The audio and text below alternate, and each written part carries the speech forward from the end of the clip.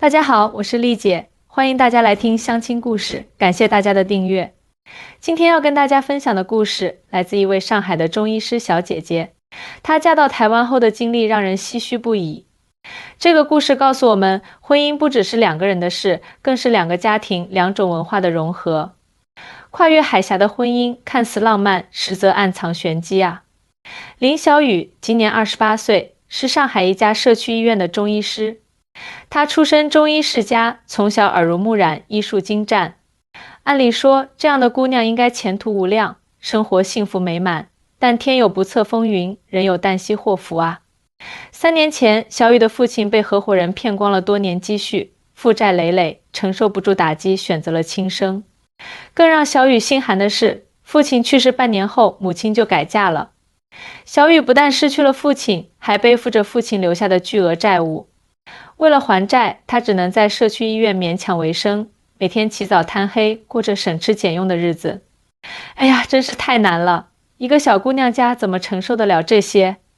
我听到这里不禁感叹道。小雨苦笑着说，丽姐，我那时候就一个想法，希望能遇到一个有能力的男人，带我走出困境，机会来得比想象中快。去年春天，小雨在一次中医学术交流会上认识了来自台湾的林志豪。林志豪是台北一家知名中医诊所的继承人，家族在台湾中医界颇有名气。他比小雨大7岁，成熟稳重，事业有成，还长得一表人才。最重要的是，他对小雨的医术非常欣赏，两人在专业上有许多共同语言。那时候我觉得遇到志豪简直是上天的安排。小雨回忆道，他不仅事业有成，还特别懂我，能欣赏我的专业能力。我们聊中医理论可以聊到通宵。交流会结束后，林志豪主动加了小雨的联系方式，两人开始了频繁的跨海联系。视频通话中，林志豪经常展示他在台北的生活，繁华的街区，现代化的诊所，精致的美食。他还时不时送些台湾特产给小雨，让他感受到了被人珍视的温暖。志豪告诉我，台湾的医疗环境很好，民众对中医的尊重程度比大陆还高。如果我去台湾，以我的医术，肯定能在他家的诊所大展拳脚。小雨说到这里，眼中闪过一丝光芒，而且他家在台北有几套房产，家境非常优渥。才认识3个月，林志豪就向小雨求婚了。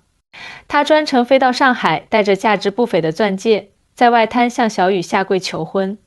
小雨被这样的浪漫攻势彻底打动，毫不犹豫地答应了。当时所有人都羡慕我，说我找到了白马王子，可以过上人人羡慕的幸福生活了。小雨苦笑着说，婚前林志豪特意安排小雨去台湾见了他的父母。林家父母看起来彬彬有礼，对小雨也很客气。林妈妈还特意准备了一桌丰盛的台式料理欢迎小雨。短暂的见面给小雨留下了不错的印象，她觉得未来的公婆开明大度，相处应该不成问题。那时候我真是太天真了。小雨说，短短3天的见面，哪能看清一个家庭的本质？婚礼在台北举行，场面盛大，林家在台北中医界的人脉广泛，来了不少宾客。小雨当时觉得自己像个公主，终于熬过了艰难的日子，即将开始崭新的人生。婚后，小雨搬进了林家在台北的一处公寓。公寓位于信义区，装修考究，视野开阔，能看到台北101大楼。小雨原以为自己会开始在林家诊所工作，但林志豪却说，先适应一下生活吧。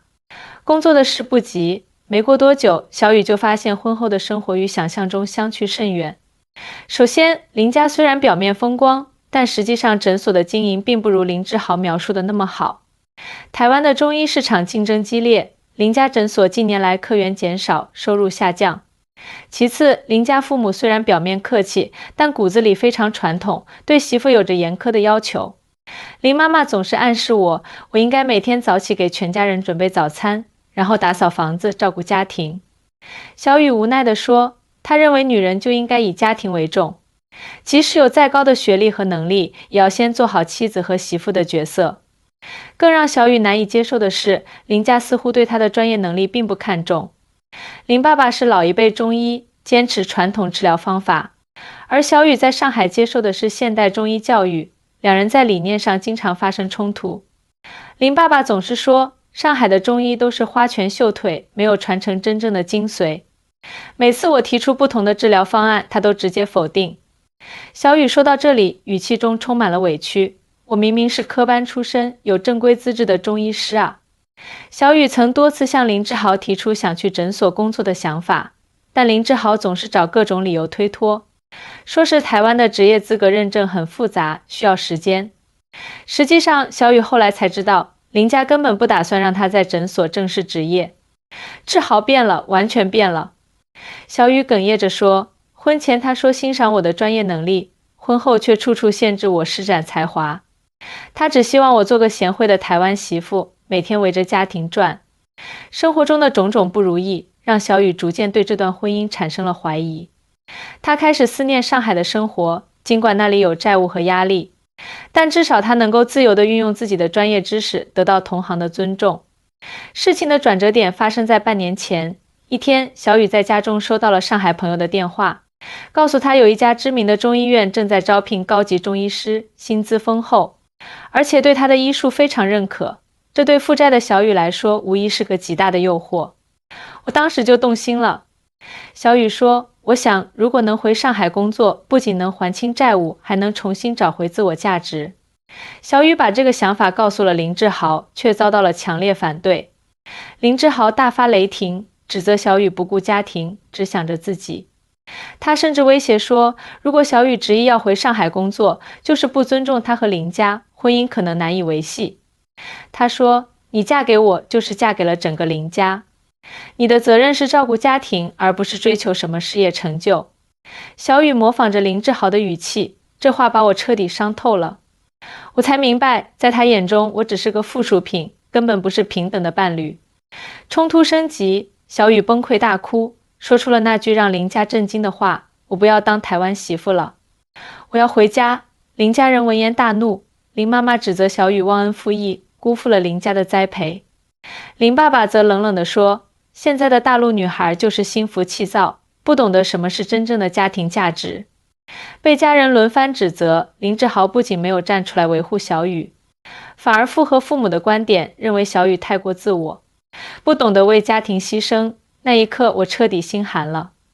小雨说，我发现自己嫁的不是爱人，而是一个传统家族的枷锁。绝望之下，小雨决定联系自己的父母寻求帮助。然而更让他崩溃的是，母亲听说他要离婚后，竟然站在了林家一边。我妈说，你知道嫁到台湾有多少人羡慕吗？台湾生活水平那么高，你在那边衣食无忧，还想着回来受苦。你这孩子怎么这么不懂事？小雨模仿着母亲责备的语气，她根本不知道我在台湾的真实处境，只看到表面的光鲜亮丽。母亲还告诉小雨，她现在的继父生意失败，家里经济状况不好，根本无法为小雨提供任何帮助。如果小雨执意要离婚回上海，将无家可归，那一刻我觉得天都塌了。小雨痛苦地说，父亲不在了，母亲不理解我，丈夫不尊重我，我究竟还能依靠谁？陷入绝望的小雨开始反思自己的婚姻选择，她意识到自己当初被林志豪表面的条件所吸引，忽视了两人在价值观和人生目标上的差异。同时，她也认识到台湾社会对女性的家庭角色期望，与她在上海接受的现代女性观念有很大不同。台湾社会很发达，物质生活水平确实比大陆很多地方都高。小雨感慨道，但在家庭观念上，特别是像林家这样的传统家庭，对女性的要求依然很传统。他们期望媳妇儿全心全意为家庭服务，而不是追求个人事业的发展。小雨告诉我，她在台湾认识的一些当地女性，很多都是高学历、有能力的职业女性，但她们在家庭中依然承担着大部分家务和照顾责任。这种外直内主的双重压力，让很多台湾女性感到疲惫不堪。我以为台湾是个很开放、很现代的社会，女性地位应该很高。小雨说，但实际上在家庭关系中，很多传统观念依然根深蒂固，尤其是对于大陆媳妇，要求更是严格，因为他们觉得我们高攀了。听到这里，我不禁叹了口气。两岸婚姻中的文化差异和价值观冲突，确实是很多人容易忽视的问题。表面上看，两岸同文同种，但几十年的分隔发展已经造成了不小的差异。丽姐，我现在真的不知道该怎么办。小雨哭诉道，离婚回上海，我没有家人支持，还有一身债务。留在台湾，我又感到窒息，无法实现自我价值，我好像陷入了两难的境地。看着眼前这个才华横溢却遭遇人生困境的姑娘，我心中充满了怜惜。她的故事或许能给那些幻想着嫁去台湾，走向人生巅峰的大陆姑娘们敲响警钟。跨越海峡的婚姻不仅仅是两个人的结合，更是两种文化、两种价值观的碰撞。如果双方不能相互理解、相互尊重，那么即使有再优越的物质条件，也难以获得真正的幸福。经过几番心理斗争，小雨最终下定决心，无论多么困难，她都要为自己的人生做一回主。她偷偷联系了上海的那位朋友，确认那份工作机会还在，并开始准备回国的各项事宜。我知道自己这么做可能会被指责是典型的大陆女孩，嫁过来就想着跑，但我真的别无选择。小雨红着眼眶对我说，我不能继续活在别人的期望里，那样我会失去自我。就在小雨暗自筹划返回上海的时候，一个意外事件改变了她的处境。林家诊所来了一位重要病人，是台北某政商名流的父亲，患有顽固性头痛，多方求医未果。林爸爸和林志豪用了传统的治疗方法，却效果不佳，这位老先生的病情反而加重了。当时小雨恰好在诊所帮忙整理药材，听到了病人的痛苦呻吟声。他悄悄查看了病历，凭借自己在上海学到的现代中医理论，他觉得这种头痛很可能是颈椎病引起的，需要结合针灸和推拿，并辅以特定药方才能缓解。我当时就想，反正都要走了，不如试一试，说不定能帮到这位老人家。小雨回忆道，他鼓起勇气向林志豪提出了自己的治疗建议。起初，林志豪和林爸爸都不以为然，但在病人病情持续恶化的情况下，他们不得不同意让小雨一试。那天我拿出了自己全部的本事。小雨说起这段经历，眼中闪烁着自信的光芒。我把在上海学到的现代针灸和传统手法结合起来，又开了一副特别的药方，奇迹发生了。仅仅3次治疗，这位老先生的头痛症状就明显缓解了。1周后，困扰他多年的头痛基本消失了。老先生感激不已，特意送来了丰厚的谢礼，并在台北的上流圈子里大力宣传林家诊所的神奇女医师。这一成功案例让林家诊所名声大振，门庭若市。更重要的是，它改变了林家人对小雨的看法。林爸爸第一次正视了小雨的医术，林妈妈也开始对这个能干的媳妇刮目相看。林爸爸居然当着众人的面夸我有真才实学。小雨笑着说，那可是我婚后第一次听到他的肯定。林志豪也意识到了自己的错误，他向小雨道歉，承认自己过于传统，没有尊重妻子的职业追求。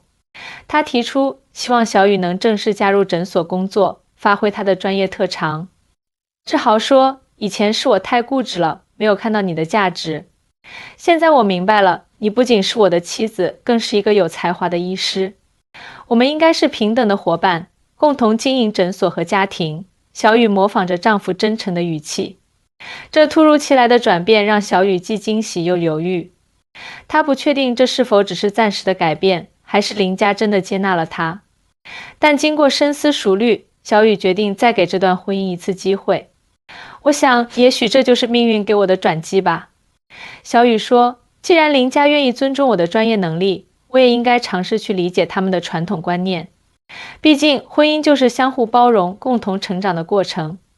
小雨正式成为林家诊所的医师，拥有了自己的诊室和助手。他将上海现代中医的理念与台湾传统中医相结合，开创了一系列新的治疗方法，吸引了不少病人。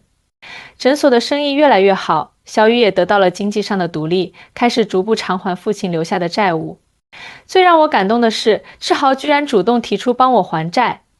小雨眼中泛着泪光，他说，你的债务就是我的债务，我们是一家人。那一刻，我感受到了真正的爱与支持。生活上，林家人也开始尊重小雨的习惯和选择。林妈妈不再强求小雨每天早起做早餐，而是一起分担家务。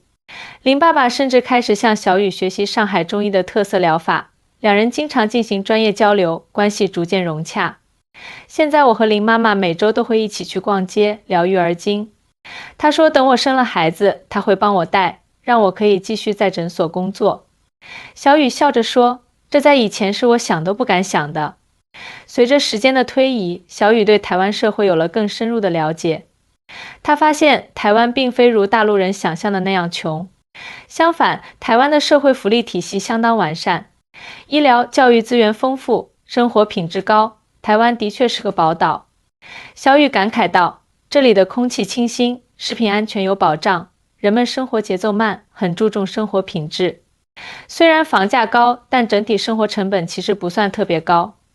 小雨还发现，台湾社会对女性的态度正在逐渐改变，越来越多的年轻夫妻追求平等的家庭关系，共同分担家务和育儿责任。许多台湾女性既有自己的事业，又能兼顾家庭，她们的生活方式给了小雨很大启发。我认识了几位台湾的女医师，她们告诉我，现在台湾年轻一代的观念已经很开放了。小雨说，很多男性也开始主动承担家务，支持妻子的事业发展。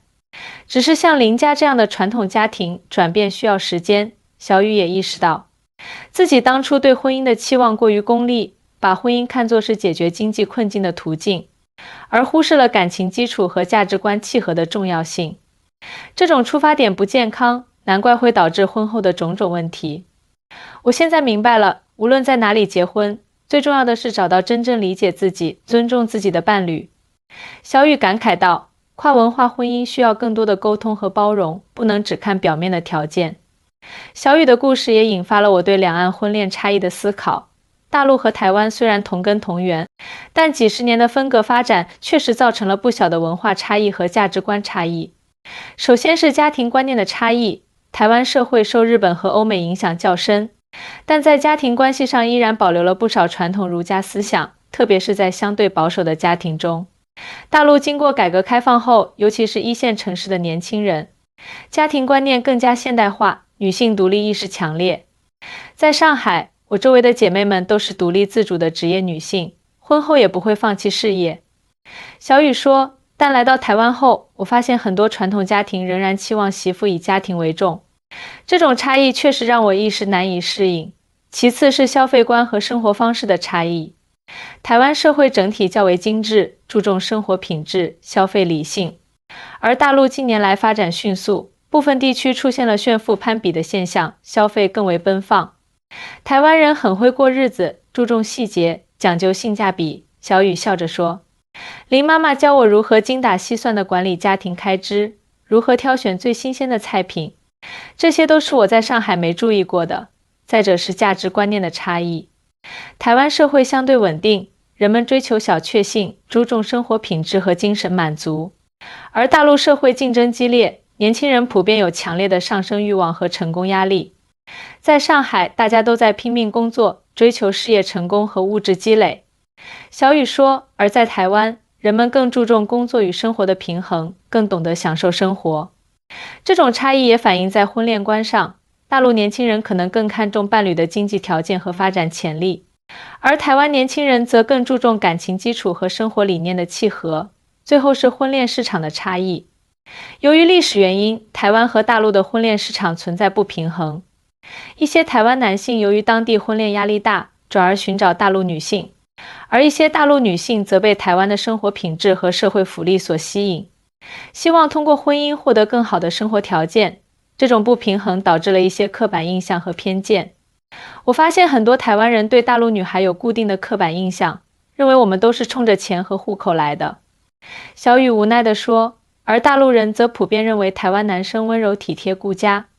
但现实中哪有这么简单？每个人都是独特的个体，不能用刻板印象来定义。